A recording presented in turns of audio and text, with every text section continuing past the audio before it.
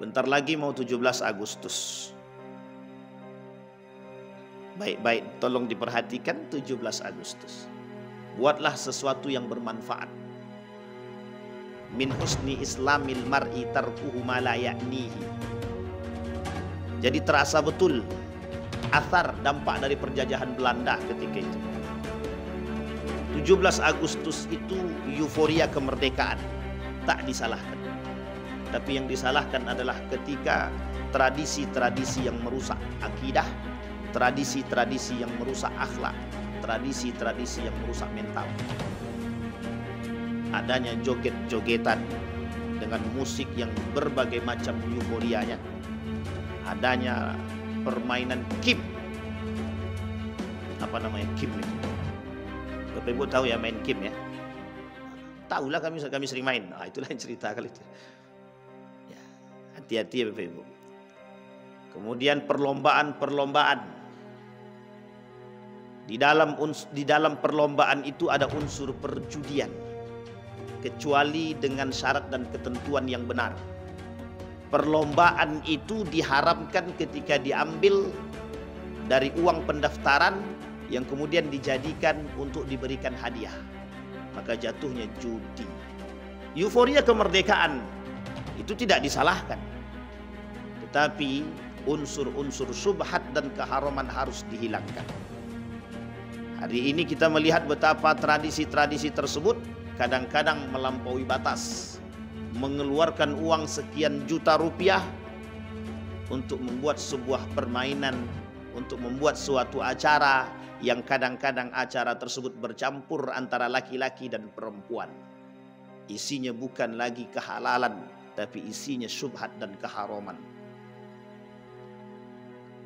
Hidupkan musik, pakai organ, berjoget laki-laki dan perempuan, menghadirkan biduan-biduan dengan pakaian-pakaian yang telanjang. Ini yang kemudian menjadi masalah. Di situ kemudian disediakan minuman-minuman yang merusak.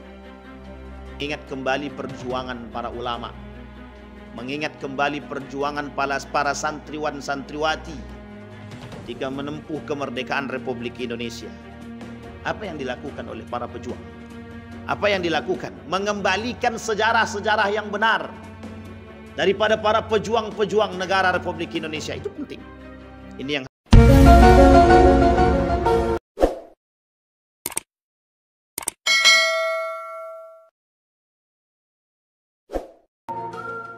A'udzu billahi minasyaitonir rajim. Bismillahirrahmanirrahim. Assalamualaikum warahmatullahi wabarakatuh.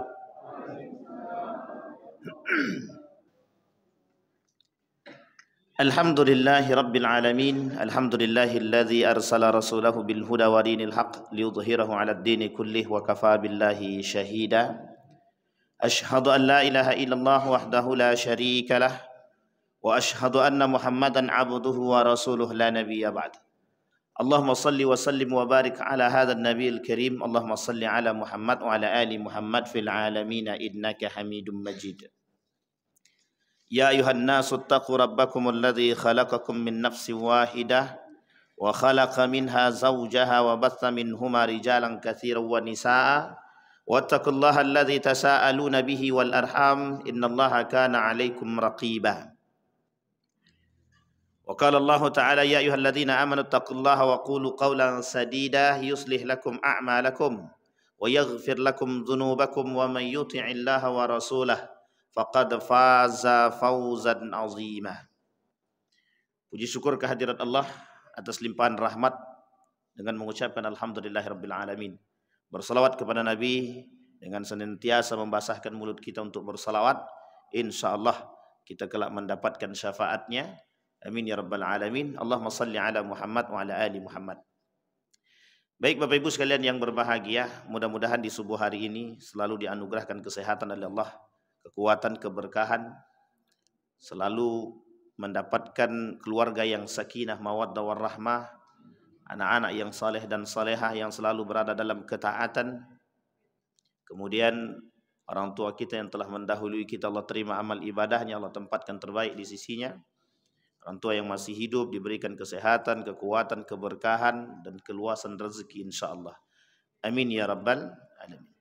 Baik Bapak Ibu sekalian yang berbahagia, kita akan lanjutkan kajian kita yang kemarin itu tentang membahas bagaimana bentuk-bentuk loyalitas kepada orang kafir yang membatalkan iman.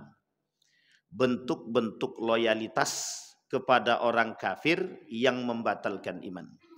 Tapi sebelum di situ, sebelum sampai kepada pembahasan loyalitas itu, kemarin kita juga sudah bahas beberapa poin. Ada hal yang harus diperhatikan dalam konsep al-wala wal bara. Konsep al-wala wal bara itu ada kaitannya bagaimana kecintaan seorang muslim terhadap muslim yang lain. Bahkan di dalam hadis Nabi kata hakul muslim alal muslim sittun. Haknya seorang muslim terhadap muslim yang lain itu ada berapa Bapak Ibu? Ada 6. Ada yang mengatakan 6, ada juga yang mengatakan 5. Wa idza laqitahu fasallim alaihi. Jadi haknya muslim terhadap muslim kata Nabi ada 6. Ini harus diperhatikan, hari ini mulai hilang sedikit demi sedikit. Karena memang apa yang menjadi masalah kita hari ini adalah pergaulan. Karena memang hari ini kita kehilangan konsep mencintai sesama muslim itu hilang. Hari ini kita merasa dijauhkan dari sifat tarahub antara satu dengan yang lain. Man yarham, man la yarham la yurham. Barang siapa yang tidak menyayangi orang, dia juga tidak akan disayangi. Bahkan irhamu man fil ardi yarhamukum man fis sama, kata Nabi. Kata Nabi, irhamu man fil ard, yarhamukum man fis sama. Berikan, tebarkan kasih sayangmu sesama saudaramu, maka yang di atas itu maksudnya Allah, yang akan memberikan sifat kasih sayang dia kepada kita. Irhamu man fil ardi, yarhamukum man fis sama. Laisa minna man la yarham saghirana wala kabirana. Kata Nabi dalam riwayat yang lain itu, bukan dari golongan kami, ini penting untuk dipahami. Laisa minna, bukan dari golongan kami. Yang dimaksud dari bukan dari golongan kami ada 2. Dalam kitab Laisa minna itu, ada kitab khusus yang membahas kalimat laisa minna. Artinya apa laisa minna itu? Bukan dari golongan kami, kata Nabi. Kalau Nabi berkata bukan dari golongan kami, berarti ada 2. Dipahami oleh para ulama dalam hadis ini ada 2. Satu kafir. Kafir itu tidak akan masuk dalam golongan kami, kata Nabi. Laisa minna. Orang kafir yasbutu ala kufrihi, yang tetap bertahan kepada kekufuran dia, itu laisa minna. Bukan dari golongan kami. Artinya yang dari golongan Nabi siapa? Muslim. Bagaimana dengan orang munafik, muslim tapi munafik? Laisa minna. Kalimat ini masih sejalan. Kafir dia munafik, dia laisa minna, kata Nabi. Dia bukan dari golongan kami. Wa idza taba, kalau dia bertaubat barulah. Wa amila salihah, fa ulaika yubaddilullahu sayyiatihim hasanat. Wa kana Allahu ghafurar rahima. Baik orang kafir maupun orang muslim munafik, ketika mereka terjerumus dalam kekafiran mereka atau kekufuran mereka, laisa minna. Dia bukan dari golongan baginda Nabi Muhammad SAW. Yang pertama kafir. Yang kedua yang disebut dengan laisa minna, dari yang bukan dari golongan kami, kata Nabi, dari orang muslim. Ada orang muslim yang tidak dianggap oleh Nabi sebagai dari golongan dia. Yang pertama orang yang tak mau bersolawat, yang tak pernah membasahkan lidahnya dengan solawat, maka kelak dipertanggungjawabkan. Jadi tidak usah mimpi. Yang tak pernah solawat itu tidak usah mimpi. Mimpi apa? Mimpi mendapatkan syafaat. Jangankan mimpi, mencium baunya pun tak dapat. Karena masuk ke dalam surga itu mesti dapat sertifikat dan surat. Surat izin. Namanya SIMS. Surat izin masuk surga. Apa itu? Syafaat. Syafaat Nabi. Maka bahasanya sederhana. Innallaha wa malaikatahu yusalluna 'alan nabi. Dalam Al-Quran. Innallaha wa malaikatahu yusalluna 'alan nabi. Jadi konteksnya Allah dengan malaikatnya saja bersolawat. Laisa minna. Yang kedua, kata Nabi, Sibabul muslim fusuq wa qitaluhu kufrun. Menyakiti orang muslim itu fusuk, fasik. Wa qitaluhu kufrun. Dan membunuhnya adalah kekufuran. Kaitannya dengan hadis yang sebelumnya, laisa minna man la yarham sagirana. Orang muslim yang menyakiti hati muslim yang lain fasik. Orang muslim yang menganiaya muslim yang lain fasik. Artinya apa? Kalau dia menyakiti hati muslim yang lain, maka dia sedang keluar dari konsep Nabi yang disebut dengan tarahum. Apa itu tarahum? Saling memberikan kasih sayang. Saling menyayangi.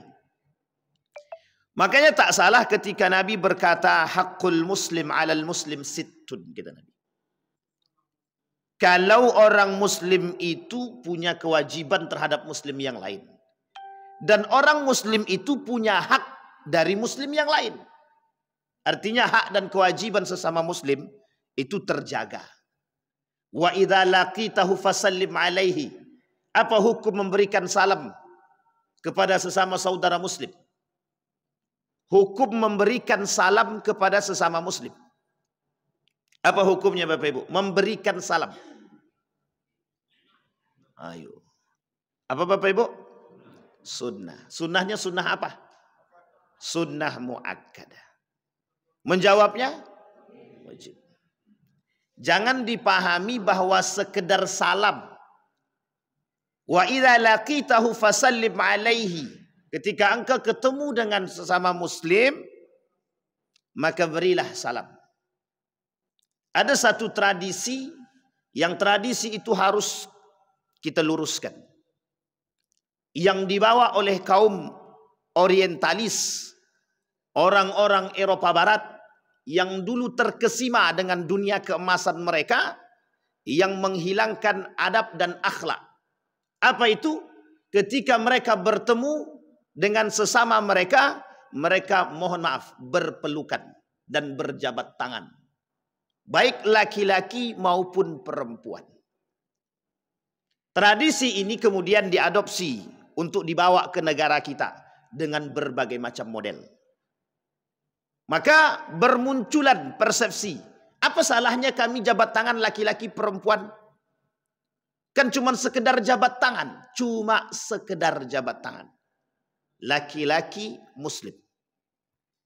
Laki-laki dan perempuan berjabat tangan muslim. Apa hukumnya? Haram. Tak ada yang membenarkan sedikit pun.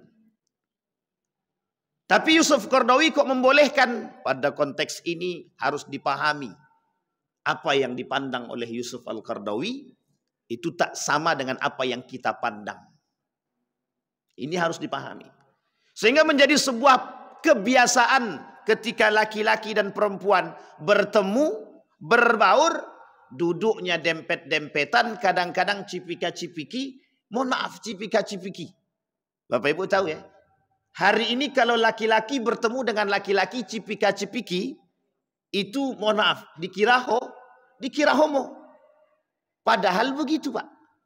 Nabi kalau ketemu dengan para sahabat begitu. Tapi tak dengan sahabiatnya. Nabi ketemu dengan perempuan tak pernah jabat tangan. Nabi ketemu dengan sahabat memang cipika-cipiki. Memang begitu. Tapi hari ini tidak, dianggap aneh. Tradisi yang dianggap aneh. Wah ini cipika-cipiki. Laki-laki kok dengan laki-laki. Homo katanya. Padahal itu bukan homo. Bukan permasalahan homonya. Tarahum. Salah satu bentuk. Ada yang lebih mendalam dari kalimat tarahum tadi? Ada. Yang lebih mendalam daripada kalimat tarahum berkasih sayang tadi, itu saling memberikan perhatian antara satu dan yang lain, dan saling mendoakan. Apa esensi daripada salam? Assalamualaikum warahmatullahi wabarakatuh. Kalimat yang tertera di dalam itu rahmat. Rahmat itu asal katanya rahimah. Tarahum diambil dari kalimat rahimah, sama. Artinya apa? Konsep ini yang mulai hilang. Kita beri salam tetap salam. Assalamualaikum, salam. Kadang-kadang tak sempurna salam itu. Disunnahkan untuk melengkapi jika Anda memberikan salam, kata Nabi. Disunnahkan. Karena yang diinginkan kalimat akhir itu. Warahmatu wabarakatuhu. Itu yang penting. Garis bawah itu. Wa idza laqitahu fasallim alaihi. Coba buat kalimat itu. Penting Bapak Ibu memahami kalimat itu. Sehingga kata Nabi, taral mu'minina fi tarahumihim wa tawaddihim wa ta'atufihim kamathalil jasad idza ishtaka minhu udwun tada'a lahu sairul jasad bis-sahr wal humma.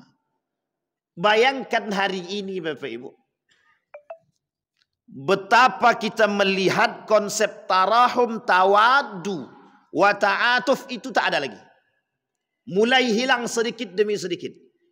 Rasa cinta seorang muslim dan terhadap muslim yang lain yang diibaratkan oleh Nabi seperti satu bangunan. Seperti yang saling berkaitan. Kalau sakit satu, yang satu merasakan. Kan ibaratnya tangan kiri dan kanan. Kalau tangan kanan yang sakit, tangan kiri juga merasakan. Tangan kiri yang sakit, tangan kanan juga merasakan. Artinya hari ini, harusnya kita masih menegakkan konsep ini. Ketika satu muslim yang lain merasakan, mohon maaf, tidak bisa makan, maka apa yang harus kita lakukan? Yang harus kita lakukan memberikan perhatian dan memberikan makan. Yang ini yang harus kita angkat. Bagaimana perhatian kita seorang muslim terhadap muslim yang lain. Ini konsep yang disebut dengan tarahum. Kemudian yang kedua, wa idza da'aka fa'ajibhu. Salah satu kewajiban ketika diundang datang. Ila man i'tadzara, illa man i'tadzara, kecuali orang yang betul-betul punya uzur. Kalau diundang datang. Konsep kalau diundang datang ini hukumnya hak dan kewajiban. Hak dan kewajiban. Kalau diundang datang. Tapi kalau diundangnya main organ, itu jangan datang. Artinya sesuatu yang mengandung unsur syubhat dan keharaman sebaiknya tidak usah. Kata para ulama, tinggalkan panggilan-panggilan yang mendatangkan syubhat dan yang mendatangkan keharaman. Bentar lagi mau 17 Agustus. Baik-baik, tolong diperhatikan 17 Agustus. Buatlah sesuatu yang bermanfaat. Min husni islamil mar'i tarkuhu ma la ya'nihi. Jadi terasa betul athar dampak dari penjajahan Belanda ketika itu. 17 Agustus itu euforia kemerdekaan. Tak disalahkan. Tapi yang disalahkan adalah ketika tradisi-tradisi yang merusak akidah, tradisi-tradisi yang merusak akhlak, tradisi-tradisi yang merusak mental. Adanya joget-jogetan dengan musik yang berbagai macam euforianya. Adanya permainan kim. Apa namanya kim itu? Bapak Ibu tahu ya main kim ya? Tahulah kami sering main. Itulah yang cerita kali itu. Ya, hati-hati ya Bapak Ibu. Kemudian perlombaan-perlombaan. Di dalam perlombaan itu ada unsur perjudian. Kecuali dengan syarat dan ketentuan yang benar. Perlombaan itu diharamkan ketika diambil dari uang pendaftaran yang kemudian dijadikan untuk diberikan hadiah. Maka jatuhnya judi. Maka perlombaan yang diperbolehkan di dalam Islam itu ketika ada orang yang punya dana atau dari mana terserah, donatur atau donasi yang baru diberikan, yang boleh diberikan untuk pemenang diambil dari dana tersebut. Dan ini tradisi-tradisi perlombaan seperti ini tidak disalahkan, tetapi jika ada unsur perjudian diharamkan. Euforia kemerdekaan itu tidak disalahkan, tetapi unsur-unsur syubhat dan keharaman harus dihilangkan. Hari ini kita melihat betapa tradisi-tradisi tersebut kadang-kadang melampaui batas, mengeluarkan uang sekian juta rupiah untuk membuat sebuah permainan, untuk membuat suatu acara yang kadang-kadang acara tersebut bercampur antara laki-laki dan perempuan. Isinya bukan lagi kehalalan, tapi isinya syubhat dan keharaman. Hidupkan musik, pakai organ, berjoget laki-laki dan perempuan, menghadirkan biduan-biduan dengan pakaian-pakaian yang telanjang. Ini yang kemudian menjadi masalah. Di situ kemudian disediakan minuman-minuman yang merusak. Bukan tak banyak, tapi banyak banget yang seperti itu. Maka buatlah tradisi-tradisi yang baik. Apa tradisi-tradisi yang baik? Mengingat kembali perjuangan para ulama, mengingat kembali perjuangan para santriwan-santriwati ketika menempuh kemerdekaan Republik Indonesia. Apa yang dilakukan oleh para pejuang? Apa yang dilakukan? Mengembalikan sejarah-sejarah yang benar daripada para pejuang-pejuang negara Republik Indonesia. Itu penting. Ini yang harus kita sampaikan. Maka Bapak Ibu sekalian yang berbahagia, konsep yang kedua, wa idza da'aka fa'jibhu. Kalau kita diundang, datang. Hukum datang pada undangan tadi wajib. Kecuali illa man i'tadzara, kecuali memang mereka punya uzur. Jangan mudah meremehkan panggilan. Jangan mudah meremehkan undangan. Karena bisa jadi dengan peremehan undangan itu bisa menimbulkan perpecahan dan perselisihan. Tuh tengok, si Anu tak mau datang ke rumah saya. Udah diundang padahal tak mau datang. Apa masalah? Kadang-kadang timbul salah paham. Kemudian yang ketiga, kata Nabi yang ketiga itu, kalau dia sakit maka jenguklah. Kalau dia sakit jenguklah. Ini konsepnya sama. Orang sakit kita jenguk. Imam Syafi'i sakit, dijenguk oleh Imam Ahmad bin Hanbal, sembuh. Maksudnya sembuh itu apa? Semangatnya muncul. Sehingga sembuh dia, senang dia dengan kedatangan saudara dia, Imam Ahmad bin Hanbal.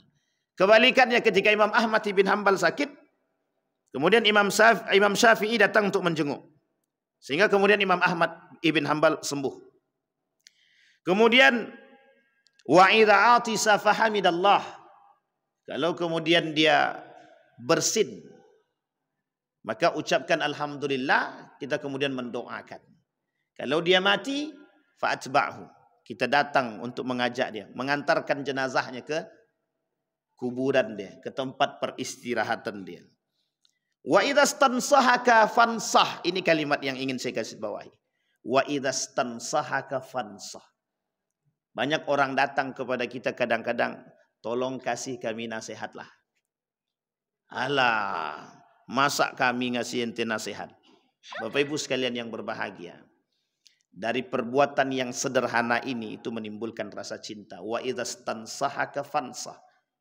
Menasehati orang itu Bapak Ibu tidak perlu melihat dia tinggi atau rendahnya. Oh, dia kan alim soleh Pak Ustaz, tidak mungkin kami menasehati dia. Kalau dia datang minta nasihat, kasih. Kalau dia datang minta nasihat, kasih. Kasih nasihat yang baik. Mau dia terima alhamdulillah, tidak dia terima tak urusan. Tapi dia datang meminta nasihat, kasih.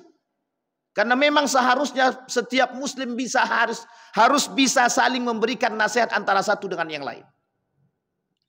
Sesama muslim harus memberikan nasihat antara satu dan yang lain. Ini haknya muslim terhadap muslim yang lain. Tapi hari ini kita tidak begitu. Saya tak melihat kita sering sekarang meminta nasihat kepada satu dan yang lain. Kalau ketemu ya sekedar ketemu. Ulama dulu punya tradisi. Tradisi orang-orang terdahulu itu termasuk para ulama itu kalau datang dia berkunjung dia cuma meminta satu, tolong beri saya nasihat. Apa kira-kira nasihat itu? Makanya tak salah ketika Bapak Ibu berkunjung ke rumah saudara yang mungkin dianggap baik, datang ke rumah kemudian tolong berikan saya nasihat. Tak ada salah. Artinya apa? Islam memberikan konsep rasa cinta antara satu muslim dengan muslim yang lain. Sebelum Anda mencintai non-muslim. Sebelum Anda berbaur dengan non-muslim. Sebelum Anda bersikap terhadap non-muslim. kafir. Islam begitu. Kuatkan dulu benteng Anda sebagai orang yang beragama Islam, Muslim dan mukmin. Baru kemudian Anda mencoba membangun satu komunitas atau pergaulan dengan kafir, dengan Muslim. Jangan dengan Muslim kita rusak, dengan mukmin kita hancur, dengan Muslim kita perpecah, tapi dengan yang lain kita bersahabat. Sampai di sini paham Bapak Ibu? Ini konteks loyalitas tadi. Makanya kata Nabi, laisa minna man la yarham saghirana. Laisa minna. Orang yang tidak memberikan kasih sayang antara sesama muslim itu, kata Nabi, laisa minna. Bukan dari golongan kami. Siapa mereka? Yang disebut oleh Nabi fasik dan munafik. Satu fasik, yang kedua munafik. Nah, di sini Bapak Ibu konsepnya. Bagaimana seharusnya kita bersikap sebagai seorang muslim terhadap muslim yang lain. Hari ini kita melihat dengan non-muslim kafir kita baiknya bukan main. Tapi ketika kita bertemu dengan orang-orang muslim sesama kita, kadang-kadang nak makan engkau makanlah, tak makan kau matilah situ. Pak, datang dia minta. Kau ni muslim tapi kau ni peminta. Yang punya sikap seperti ini, Allah akan balas. Allah akan balas. Orang muslim datang mengemis. Bukan diberi duit, tapi justru dihina. Kau ni mampu, masih kuat, masih juga mengemis lagi.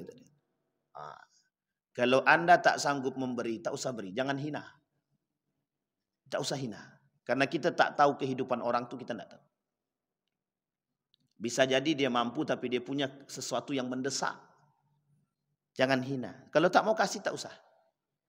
Justru lebih menyakitkan kalau kita menghina. Tapi ketika muslim, non-muslim kafir yang datang, kita kasih. Dengan alasan apa?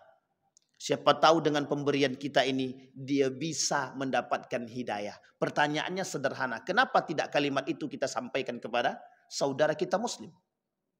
Andai kata pemberian kita tadi, yang tadinya dia sungguh kuat tapi mengemis, dengan pemberian kita bisa jadi dia berubah tidak menjadi pengemis.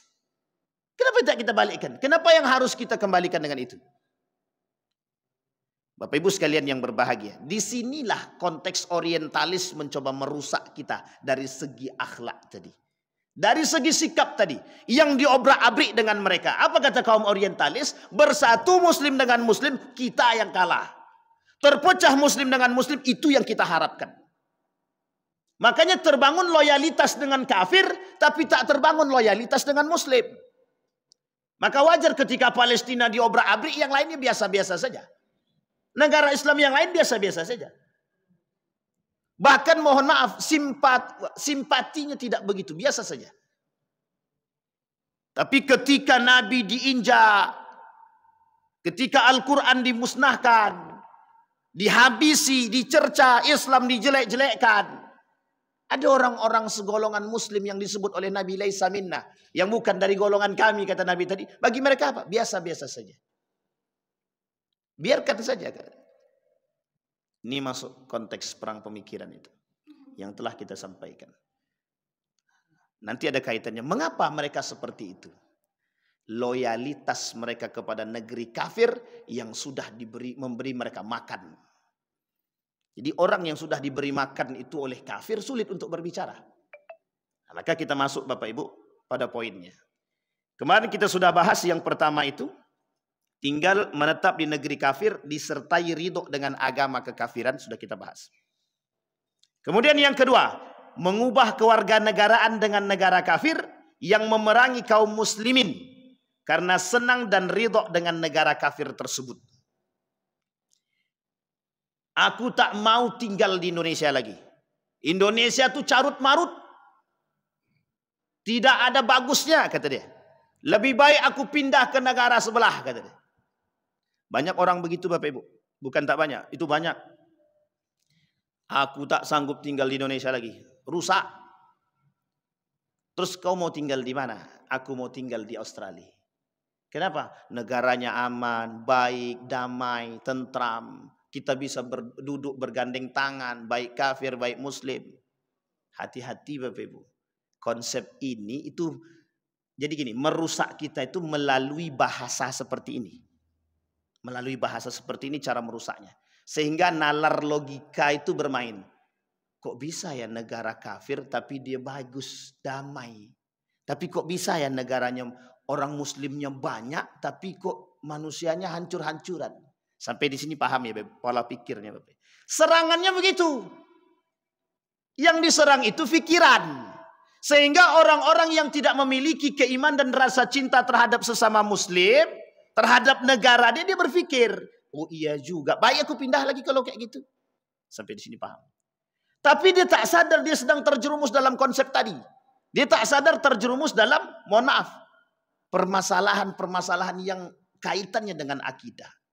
Yang bisa membatalkan iman. Akhirnya dia pindah dan dia membangga-banggakan tempat dia berpindah. Yang dibanggakan kalau dia pindah ke Madinah masih mending, ini pindahnya ke Eropa. Kalau dia pindahnya ke Mekah masih mending. Ini pindahnya ke Eropa. Negara yang serba sekuler. Negara yang serba, mohon maaf, serba-serbinya dengan agama.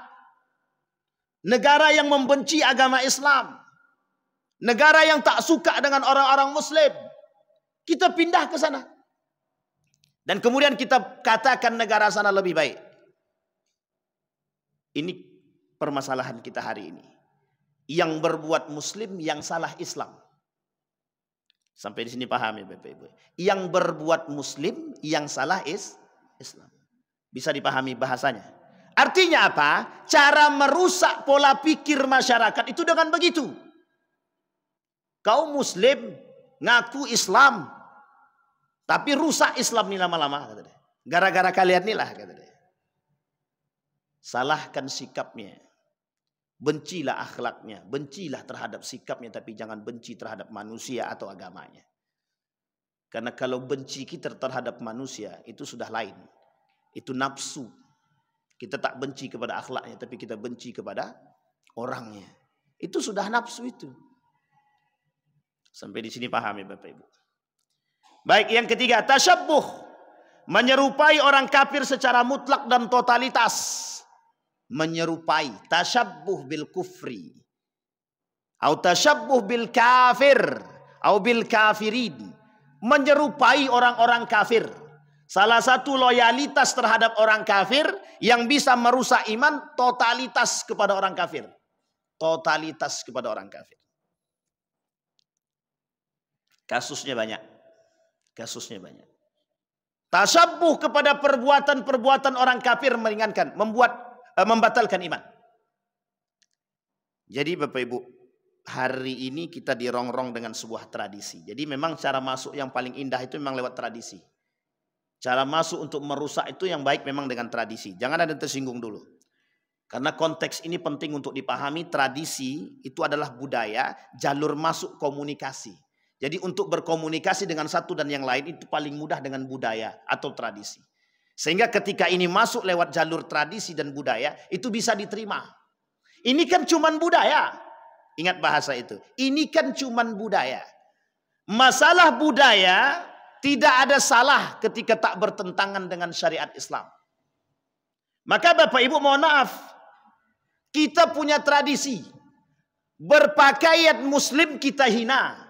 Kita caci. Orang pakai jubah kita caci. Orang pakai jenggot kita hina. Orang pakai pakaian muslimah mereka kita hina. Tapi ada orang-orang yang berpakaian seperti pakaian orang kafir. Kita ikut-ikutan. Sampai di sini paham ya Bapak? Mereka trompet-trompetan kita ikut-ikutan. Mereka joget-jogetan kita ikut-ikutan. Mereka berpakaian seperti kaum barat kita ikut-ikutan. Bukan kita caci. Tapi justru kita bangga-banggakan. Begini harusnya. Gitu. Kita ini harus begitu. Harus bersikap demikian. Harus bisa menerima. Harus bisa membuka pola pikir. Perangnya sampai sono Bu. Tidak lagi main senjata. Tidak lagi main pedang. Tidak lagi main bom. Perangnya alam pikir manusia. Akhirnya apa? Menjadi sebuah tradisi. Akhirnya apa? Diminta untuk difatwakan. Apa fatwanya? Apa yang diminta oleh mereka? Agar membolehkan perbuatan-perbuatan tasyabbuh. Untung para ulamanya pintar, cerdas, baik. Coba kalau bukan karena keimanan. Ulama memberikan fatwanya, baik, bagus, tak boleh bertasyabbuh. Mereka datang. Ulama macam apa gini? Merusak tradisi. Bubarkan Majelis Ulama Indonesia. Tahu Bapak Ibu sejarah ini? Itu sejarahnya Bapak Ibu. Jadi ketika mereka datang kepada Majelis Ulama Indonesia untuk meminta membolehkan pembolehan terhadap pengikutan tradisi-tradisi barat yang merusak akidah, ditolak mentah-mentah oleh Majelis Ulama Indonesia, mereka rongronglah Majelis Ulama tadi. Sehingga muncul satu pernyataan, turunkan dan bubarkan Majelis Ulama Indonesia melalui jalur alam fikir. Coba bayangkan Bapak Ibu. Kalau itu yang dirusak, Majelis Ulama Indonesia sudah tidak ada, kira-kira apa yang terjadi? Bisa dibayangkan Bapak Ibu? Kehancuran satu negara itu sudah nampak. Kehancuran satu bangsa itu sudah nampak. Maka jangan salah Bapak Ibu. Cara mereka masuk dan merusak itu begitu. Dia tak perlu dengan pedang, tak perlu dengan perang, tak perlu dengan bom, tak perlu dengan tembak-tembakan. Tapi cukup mereka menembak dengan bahasa. Yang dirusak siapa? Generasi. Pakai bahasa, pakai budaya. Generasi pun ikut serta. Akhirnya yang terjadi adalah malapetaka. Makanya Bapak Ibu, Nabi membuat diri dia, memposisikan diri dia pada posisi-posisi tertentu. Ketika Nabi berbicara dengan yang tua, Nabi bisa memposisikan diri dia. Ketika Nabi berbicara dengan yang muda, Nabi memposisikan diri dia sebagai anak muda. Ketika Nabi berbicara dengan anak-anak, Nabi memposisikan diri dia terhadap anak-anak. Maka Bapak Ibu, ini sebentar lagi mulai ada tradisi-tradisi itu, tradisi-tradisi yang memang mohon maaf, jangan ada yang tersinggung, itu sudah keluar dari jalur-jalur nilai-nilai keislaman, tinggalkanlah. Kalau bukan kita sebagai orang muslim yang menegakkan nilai-nilai keislaman, siapa yang akan menegakkan nilai tersebut? Inggris saja itu negara yang paling terkenal dengan kesekulerannya, tapi Inggris itu negara yang terkenal dengan penerapan nilai-nilai keislamannya. Kalau Bapak Ibu berbicara tentang ekonomi Islam, itu yang paling bagus di Inggris. Konsep dan penerapannya. Konsep dan penerapannya. Makanya ada bahasa yang mengatakan di sana mereka tidak melihat, kami tidak melihat Islam, tapi kami tidak melihat Muslim, tapi kami melihat Islam. Tapi kemudian ketika mereka balikkan kepada negara kita, kami tidak melihat Islam, kami melihat Muslim. Artinya apa? Muslimnya banyak, tapi nilai-nilai keislamannya tak berkembang. Tapi di negara tersebut, kata dia, kami tidak melihat Muslim, karena tak banyak jumlah Muslimnya. Tapi kami melihat nilai-nilai keislaman. Itu yang kemudian mereka angkat. Satu sisi itu menjadi motivasi bagi kita untuk bisa meningkatkan nilai-nilai keislaman. Satu sisi bagi kita itu bisa menjadi cambukan bagi kita. Mengapa kita umat muslim ini tidak bisa menegakkan nilai-nilai keislaman. Itu yang harus kita pertahankan. Itu yang harus kita angkat. Dasar permasalahannya adalah tarahum, tawaddu wa ta'atufihim. Bagaimana cara kita sesama muslim bisa saling mencintai, bisa saling menyayangi, bisa saling memberikan pemahaman antara satu dengan yang lain. Baik, yang keempat. Menyerupai sebagian ciri khas mereka, namun dalam perkara yang menyebabkan keluar daripada agama Islam. Apa contohnya? Tabarruk kepada benda-benda. Tabarruk kepada benda-benda. Ada tradisi Hindu dan Buddha dulu, dengan pengagungan patung-patung dan lain sebagainya. Dulu saya pernah sampaikan, kalau saya tak salah di sini itu, salah satunya ada pentabarukan kepada keris. Dulu ada tradisi agama-agama lain, agama Hindu, agama Buddha itu tradisi yang dulu. Bagaimana keris itu, saya melihat sendiri itu, bagi cucian keris itu harus pakai darah gitu ya. Kemudian dibacakan mantra, itu kerisnya bisa berdiri sendiri, Pak. Itu kalau kita tidak kuat iman itu, waduh, kok bisa kerisnya berdiri sendiri gitu. Jadi setelah dimandikan darah tadi dengan bunga-bunga atau bunga apa itu, ini orang Jawa yang lebih paham itu, dia bisa berdiri sendiri, Pak. Artinya apa kata mereka? Ini cara kami memandikan keris.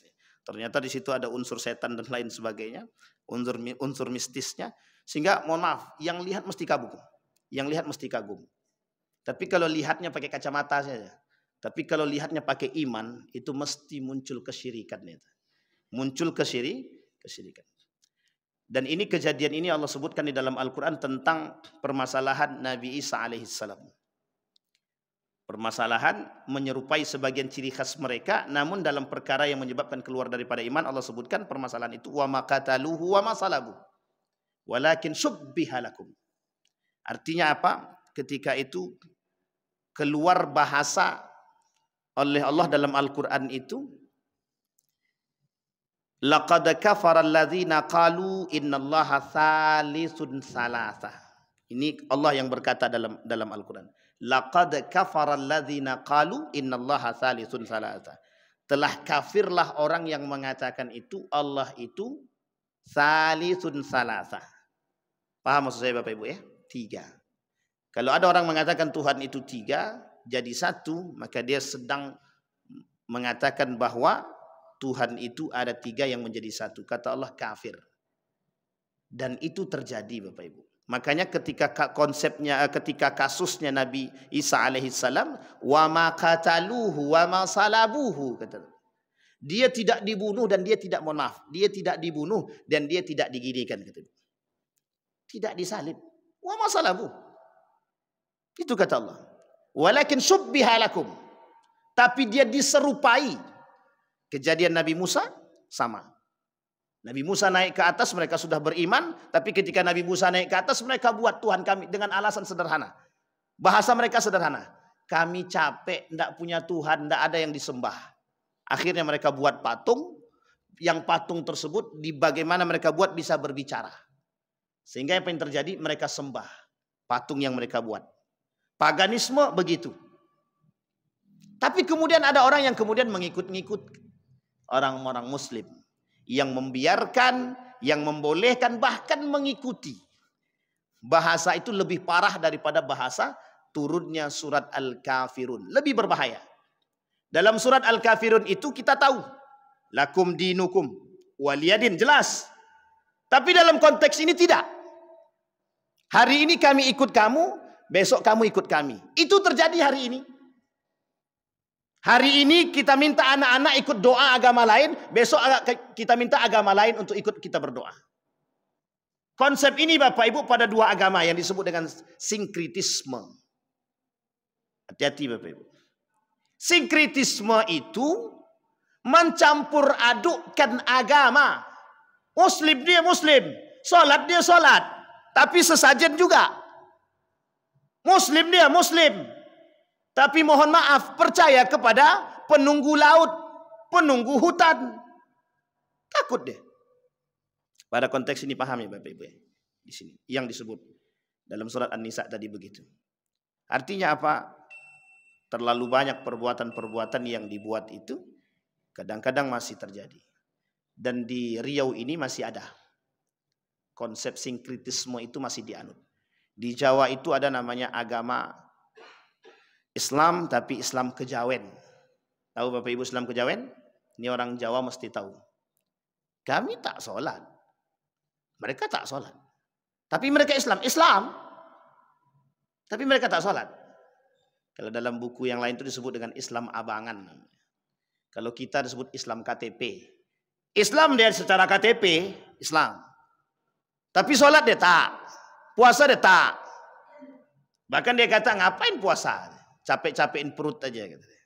Itu Muslim. Baik. Selanjutnya. Menyerukan bahwa semua agama itu sama benarnya. Loyalitas seorang Muslim terhadap kafir tadi. Ini pada poin yang kelima. Poin yang kemarin kita bahas. Pluralisme dalam agama. Jadi Bapak Ibu sudah paham ya, ini konsepnya Bapak Ibu. Dan ini yang ingin mereka angkat, pluralisme agama. Artinya apa? Yang membuat itu Muslim. Maaf, yang rusak itu Muslim. Yang punya konsep itu kafir. Yang menjalankan konsepnya muslim. Yang punya konsep kafir. Yang menjalankan konsepnya muslim. Pluralisme agama. Apa konsep pluralisme agama tadi? Semua agama itu benar. Hanya saja cara menuju Tuhan yang satu itu yang berbeda. Ini dia Pak. Yang disebut dengan menyesatkan. Tidak apa-apa agama itu berbeda-beda. Kan kita menuju Tuhan yang satu. Caranya saja yang berbeda. Masya Allah. Ini kalau sempatlah ini memang diamini, rusaklah kita nih. Rusak. Memang begitulah. Makanya muncul satu perbuatan yang disebut dengan, mohon maaf jangan tersinggung, moderasi agama. Tahu ya Bapak Ibu ya? Ini bukan masalah moderat. Bukan masalah wasatiyah. Ini masalah proyek pluralisme agama. Siapa yang punya? Siapa yang punya proyek? Yahudi. Yang punya proyek ini Yahudi. Agar apa? Agar semua umat muslim dengan gaya loyalitas tadi mau mengatakan bahwa semua agama itu benar. Kita umat muslim dituntut untuk membenarkan agama yang lain, itu tidak benar Bapak Ibu. Kalau cuma sekedar pengakuan, oke, pluralisasi. Memang plural kita ini, tinggal di Indonesia ini kita plural. Berbagai macam bentuk agama ada. Tapi kita tidak dituntut untuk membenarkan agama yang lain. Jadi haruskah kita berloyal sampai mengatakan semua agama itu benar? Itu yang mengatakan muslim. Bukan non-muslim. Non-muslim tahu kalau agama mereka tidak mungkin sama dengan agama kita. Tapi mengapa muslim yang kor-kor? Yang punya konsep Yahudi yang mengatakan itu dan merusak itu dan menyebarkan pluralisme agama tersebut siapa? Muslim. Kita sampaikan. Siapa mereka? Liberalisme. Kaum-kaum liberal, kaum-kaum plural, kaum-kaum sekuler. Wa may yabtaghi ghairal islami dina falyuqbala minhu wa huwa fil akhirati minal khasirin, kata Allah. Tidak ada agama yang paling benar itu selain daripada Islam. Itu sudah jelas. Makanya enak Bapak Ibu. Saya dulu pernah berhadapan dengan teman-teman yang seperti itu. Dengan teman-teman yang jaringan Islam liberal itu memang ketat itu Bapak Ibu. Cara berpikir mereka memang begitu. Mereka menginginkan kita itu untuk ikut apa yang mereka buat. Gitu. Sehingga rusaknya adalah ketika kita dituntut untuk memaksakan membenarkan apa yang mereka katakan, itu yang susah. Apa kata dia? Nggak usah jadi orang berislam itu, beragama itu terlalu fanatik, Wan. Tak benar itu bisa merusak. Saya bilang, waktu itu karena awak masih S1, yang bicara ini sudah doktor, agak mangut-mangut juga awak terjadi. Tapi setelah itu berpikir juga otak nih. Saya tanya sama guru saya, almarhum Profesor Dr. Haji Nahar Ilyas, begitukah Prof konsepnya? Apa kata beliau? Itulah yang merusak kita nih. Kata dia. Kalaulah kita begitu, cara kita terbuka, liberal gaya berpikir kita terhadap agama, tidak usah fanatik. Pertanyaannya Bapak Ibu, orang yang sholat tahajud, orang yang sholat duha, orang yang rajin baca Quran itu fanatik apa tak fanatik? Itu fanatik Bapak Ibu. Dengan agama kita memang harus fanatik. Tapi fanatiknya yang benar. Dan kita tidak dituntut untuk mengkafirkan orang. Kita di dalam Islam tidak diajarkan. Tapi kalau sudah jelas kafirnya ngapain? Sampai sini paham ya Bapak Ibu.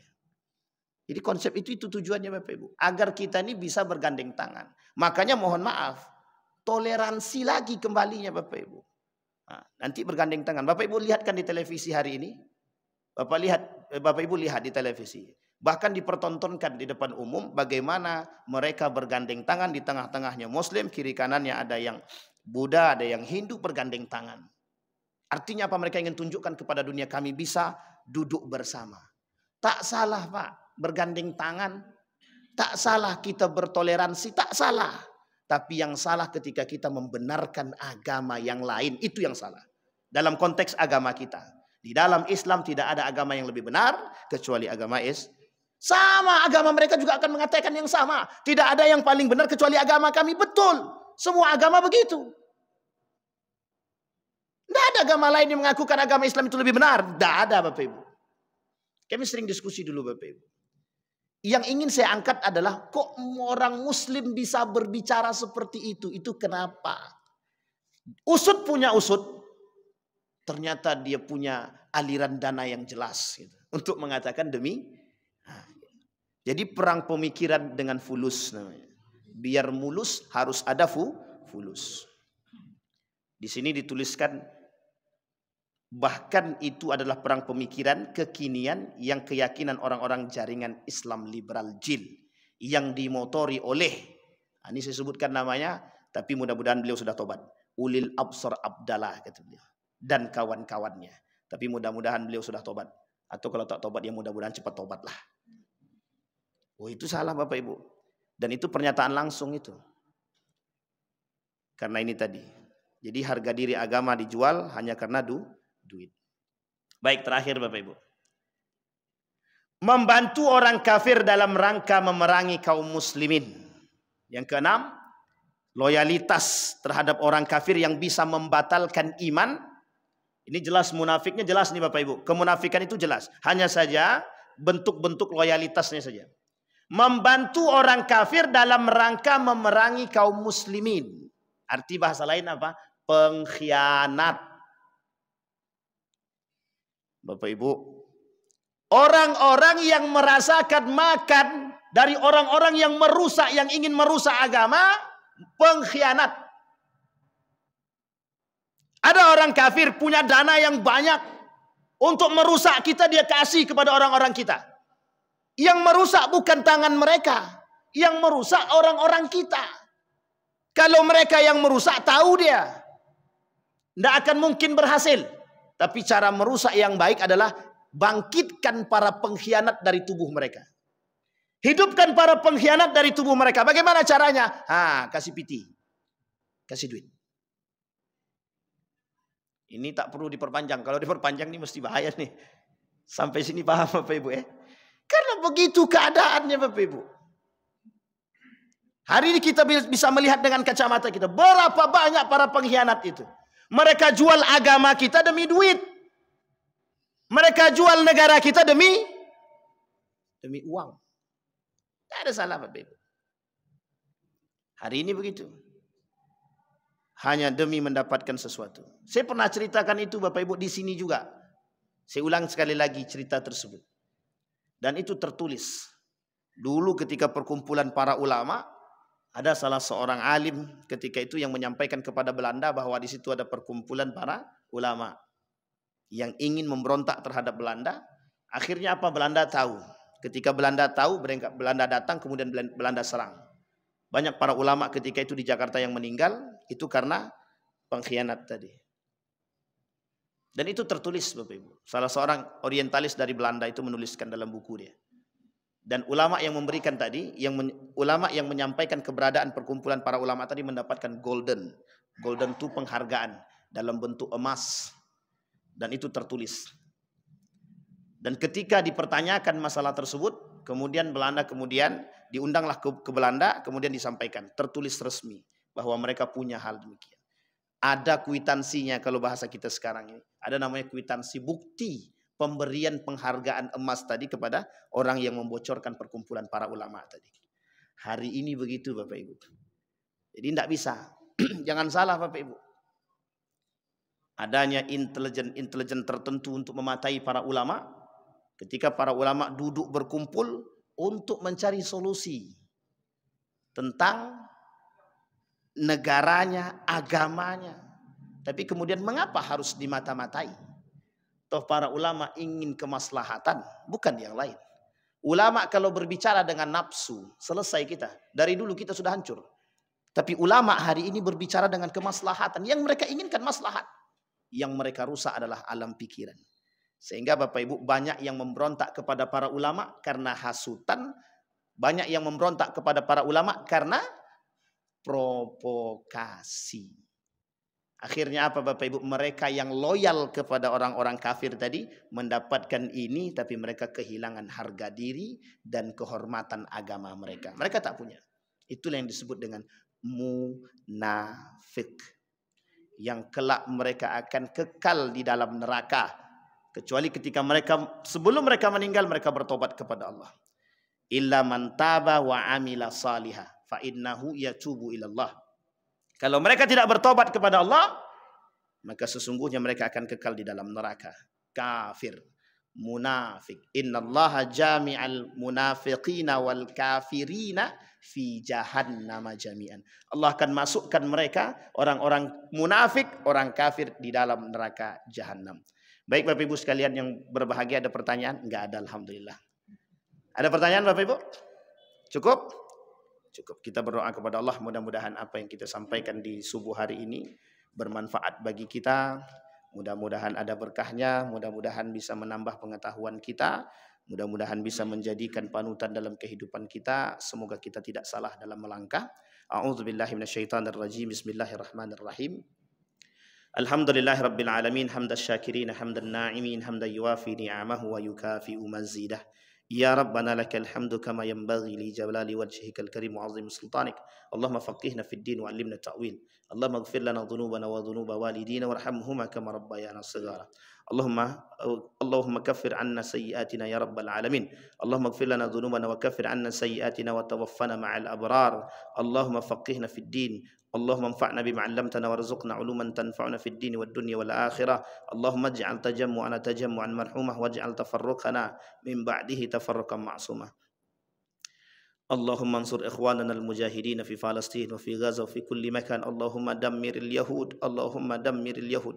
اللهم أهلك الكفرة والمبتدعة والمشركين أعداءك أعداء الدين. ربنا آتنا في الدنيا حسنة وفي الآخرة حسنة وقنا عذاب النار والحمد لله رب العالمين. السلام عليكم ورحمة الله وبركاته.